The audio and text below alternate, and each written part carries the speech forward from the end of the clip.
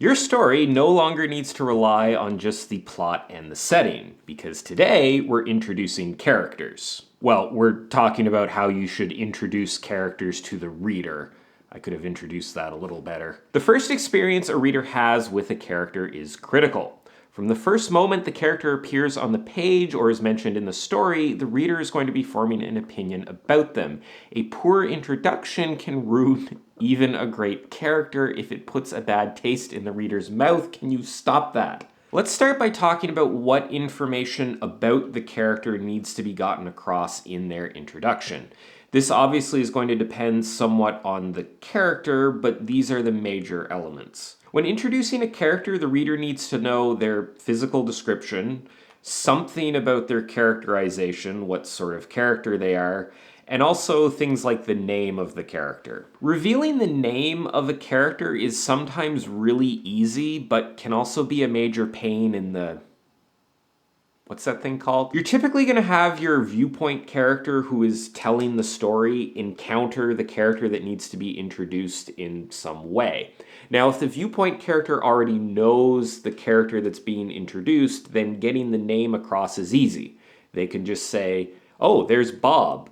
His name is Bob. Even if they've never met the character, if the other character that's being introduced has some kind of reputation or they're otherwise recognizable for some reason, then the viewpoint character can know their name without having met them before. When the name of the character that's being introduced isn't known to the viewpoint character, that's when things can get annoying, especially when the two characters who meet are both viewpoint characters that the reader has seen the viewpoints of before.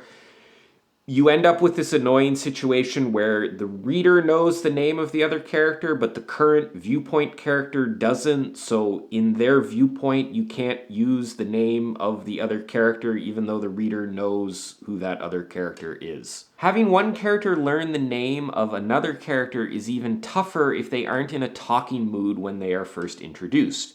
If the first meeting between two characters is a sword fight or a gunfight or any other sort of fight, then exchanging names and email addresses is probably not a high priority. You can always have them introduce themselves via dialogue. They just tell each other their name, but I always find that this is really awkward. And it's something that I think a lot of authors try to avoid. I tried to rack my brain for any instance where I can remember characters introducing themselves like this, and I couldn't think of one. So I think it's something that a lot of authors just avoid for the reasons that I've talked about. I think it's a good idea to have a plan for how the name of a character being introduced gets revealed. This can be really annoying to deal with, and you can back yourself into a corner, so it's something to keep in mind as you're plotting out your story. Now let's talk about revealing the physical description of the character. The first time the reader meets a character, they're probably going to want to know what that character looks like.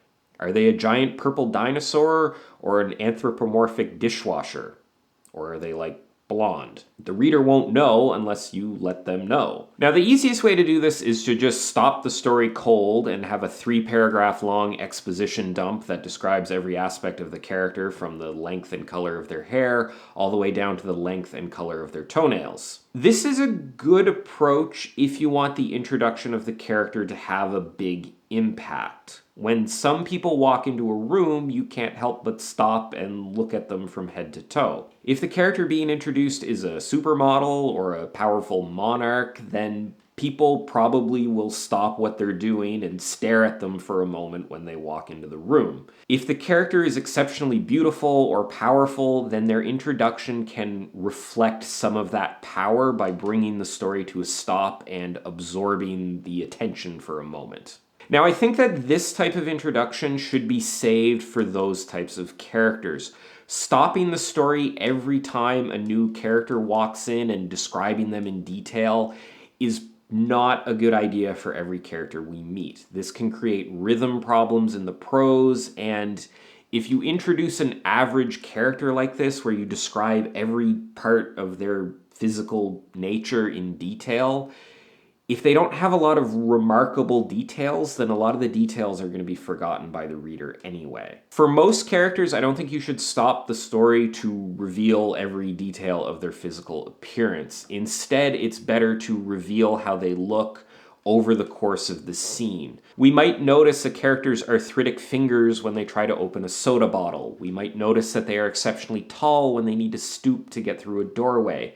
We might notice that they are carrying a bunch of knives when they get insulted and throw down. Beyond the physical appearance of the character, we also need to be introduced to who the character is. We need to give the reader some aspect of the character's characterization. Are they good, evil? What's their backstory? What kind of pizza toppings do they like? The journey of characterization begins when the character is introduced. A big info dump of the character's backstory and all of their attributes and their likes and dislikes that gets related right after we meet the character is probably a bad idea. Within character introductions, the best way to start characterizing the character is through the actions that they take in the introductory scene.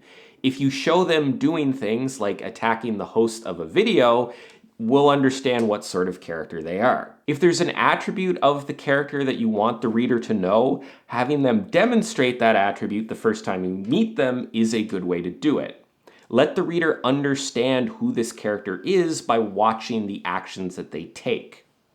If the character is being introduced as a master sword person, having them appear in a badass sword fighting scene is a good way to clue the reader in that they have this skill, much better than just introducing them as a badass sword-wielding character. This can be tricky when you're plotting, as a scene that demonstrates the attribute of the character that you want to get across might not coincide with the scene where they are introduced.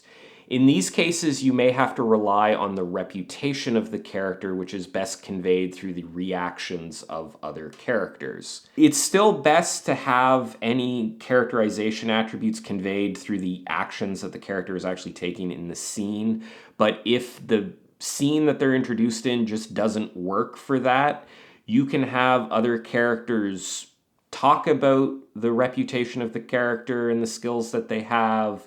You can have a dialogue exchange. You can have one character ask about the character that just walked in and have another character explain their skill set or something like that. That's not ideal, but it's better than just a narrative exposition dump that happens when the character appears. As long as we can get the name of the character across, something about their physical description, and also begin characterizing the character so the reader can understand who this character is, then the introduction should go fairly smoothly. I think the biggest thing to remember with character introductions is you don't need to do it all at once. Everything that the reader needs to know about the character doesn't need to happen the first page that the character is introduced on. Oftentimes when you have a really interesting character, we slowly learn details about them as the story progresses. All of the stuff that I've talked about in this video, whether it's physically describing the character based on its relevance